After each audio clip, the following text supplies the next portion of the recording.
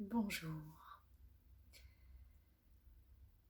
Le sujet que je vais aborder aujourd'hui est un petit peu particulier et peut-être un peu lourd et grave. J'exagère aussi peut-être un peu. Ceci dit, je fais un peu le lien avec une vidéo précédente qui parlait de la pire période de ma vie. Euh, une sorte d'épisode dépressif avec de l'anxiété, peut-être que c'était l'anxiété et pas la dépression, en tout cas des pensées critiques, de la critique envers moi-même à l'époque, à la fin de la vingtaine, euh, le jugement. Mais en même temps, le pendant de ça, de ces périodes difficiles, de ces épreuves même en général, c'est quand même ce qu'on appelle la résilience. Bon, ce terme est très utilisé, donc je vais vous parler plus de mon expérience personnelle, bien que ce que je veux dire surtout en fait, c'est que je me demande pourquoi ce ne serait pas possible d'éprouver, de se sentir bien tout en éprouvant de la peine. C'est un exemple que je donne, mais c'est un peu comme ça que je me suis sentie récemment, donc autant en ayant de la peine et en étant quand même plutôt, en tout cas satisfaite, dans le sens où je me sens quand même bien tout en ayant de la peine. Alors, comment c'est possible? Est-ce que c'est parce que je suis une femme, premièrement? Ça, je le demande aux autres femmes, justement, si elles peuvent s'identifier, comprendre, se reconnaître. Je crois aussi que c'est une sorte de preuve de résilience que de penser, comme je pense, que oui, il y a des hauts, des bas, oui, il y a des creux, il y a même, peut-être pas que ce soit linéaire comme on l'imagine, des hauts et des bas et des hauts et des bas, mais vraiment, il y a des émotions qui vont et viennent, qui se chevauchent, se juxtaposent, s'entremêlent peut-être aussi. Je veux dire, parfois on peut pleurer de joie, on peut très bien ressentir être ému face à une situation dramatique à l'écran et en même temps se sentir peut-être joyeux. Je sais pas. Faudrait voir, mais en tous les cas, selon moi, c'est tout à fait possible d'être vivant, de se sentir bien parce qu'on se sent vivant en train d'éprouver une émotion. C'est d'ailleurs pour ça aussi qu'on va parfois au cinéma, c'est pour ressentir, enfin, même quand on regarde des films chez soi, on vit des émotions qui, bon, on va pas dire qu'elles nous appartiennent pas, mais qui sont suscitées par des scènes à l'extérieur de nous.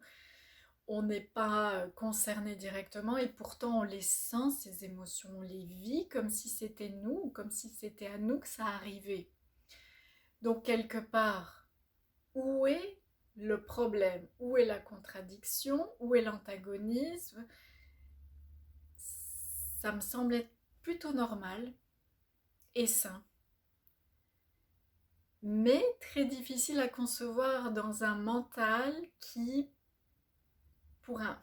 Je n'ai même pas envie de dire pour un cerveau humain, pour un cerveau. Je crois que c'est vraiment le mental qui pense que c'est soit ça, mais ça peut, c'est ça, mais ça peut pas être autre chose en même temps. Euh, c'est comme blanc ou noir. Il y a toute une zone de gris, de nuances, mais en plus, plus qu'on imagine, je crois qu'il peut y avoir. C'est pas forcément non plus horizontal cet éventail, ça peut être vertical. Enfin, encore là, je dis vraiment, j'improvise, mais bon, soyons créatifs et ouvrons-nous au champ infini des possibilités, à l'éventail infini de tout ce qui peut être. Euh, je reviens, ce mot résilience, c'est celui qui m'est apparu avant de vouloir faire cette vidéo et de partager ce que je vis plus ou moins, mais moins maintenant parce que je suis partie sur autre chose. Quelque part, de vivre ce que je vis me permet d'avancer sur mon chemin, dans ma mission, de partager avec les autres, de mieux comprendre mon rôle de coach, d'accompagner sans vouloir influencer, conseiller, même guider. Avant tout, je pense que coach veut dire accompagner. Souvent, on parle aussi de créer un espace sécuritaire pour la personne, surtout quand cette personne a besoin de s'exprimer, d'extérioriser ce qu'elle ressent sans jugement, dans la toute bienveillance la plus complète et voilà, il y a besoin de rien faire d'autre qu'à être présent, présente et à écouter. Parce que vous savez ce que je me dis, je vais parler vraiment en tant que coach et par rapport à quelqu'un d'autre que j'aurai en face de moi comme une cliente. Je ne connais pas sa vie, je ne suis pas cette personne unique autant que je suis unique, qui a vécu toute une vie, qui est qui elle est. Je ne peux pas...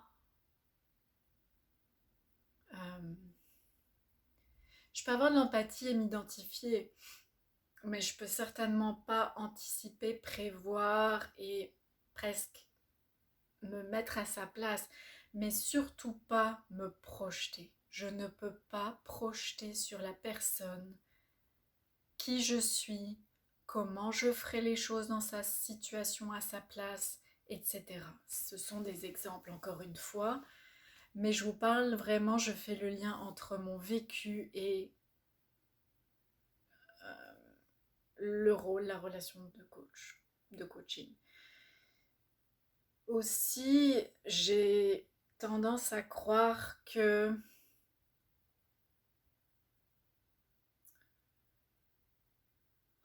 d'ailleurs, ça a été confirmé dans ce que j'écoutais hier, un podcast, que plus on avance, plus on est capable de surmonter des défis, plus il va y en avoir.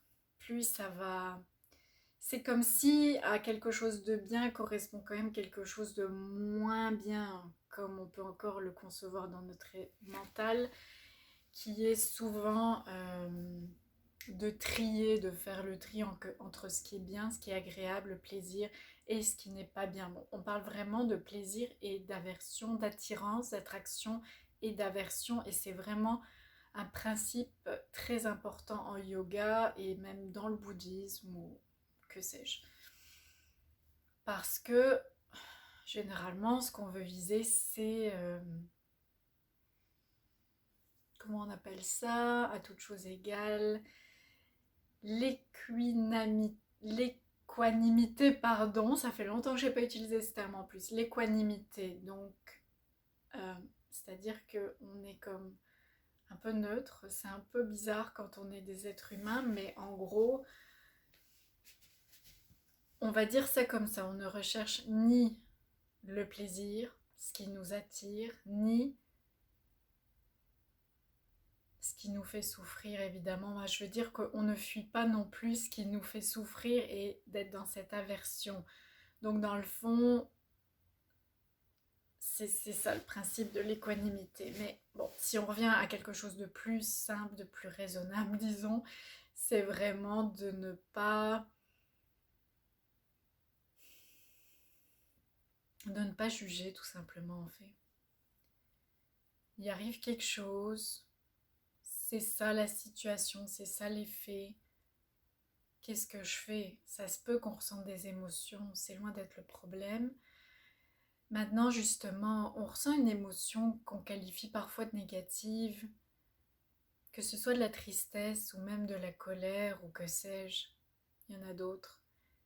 On n'a pas ce jugement, on ne porte pas ce jugement de je ne veux surtout pas ressentir ça, je ne veux pas être en colère, je ne peux pas être en colère, je devrais être par exemple paisible ou tranquille, calme, garder mon calme.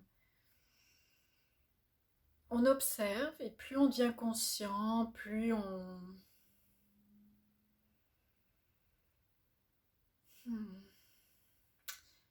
est dans quand même cet espace de tranquillité de plus en plus. Et alors évidemment, c'est encore une fois une question de méditer, hein, parce que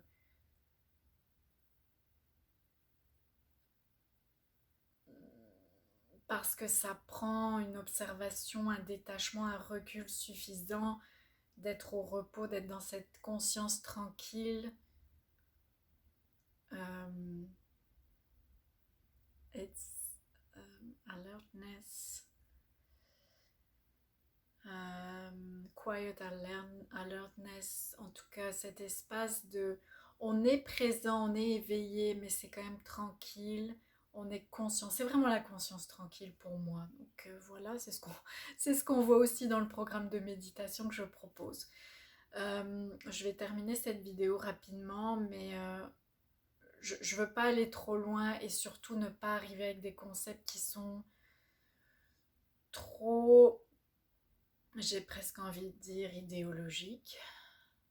Parce que je suis un peu allergique quand même aux concepts qui sont connotés comme le karma, par exemple. Il y a des explications dans le programme de méditation. On parle aussi du karma, mais d'une façon un peu différente. Donc parfois, justement, c'est surprenant pour les gens parce que souvent on se fait une idée du karma qui n'est pas tout à fait juste et qui est plutôt déplaisante et comme si on portait un gros fardeau dès la naissance peut-être ou qu'on accumulait du karma, mauvais karma parce que c'est ça, le mental, c'est une façon de décrire les choses et de caractériser les choses qui ne sont pas correctes parce qu'il n'y a pas les nuances qu'il faudrait qu'il y ait. Donc je ne veux pas commencer à bombarder des trucs comme ça qui seraient trop forts et pas justifiés et pas exacts non plus en fait. C'est avec prudence quand même que j'essaye de communiquer ce que moi je vis, j'expérimente de mes expériences personnelles et quelles sont les réflexions qui en émergent de ces situations et comment je fais le lien avec peut-être par exemple comme aujourd'hui mon rôle de coach, d'accompagnatrice. Namasté.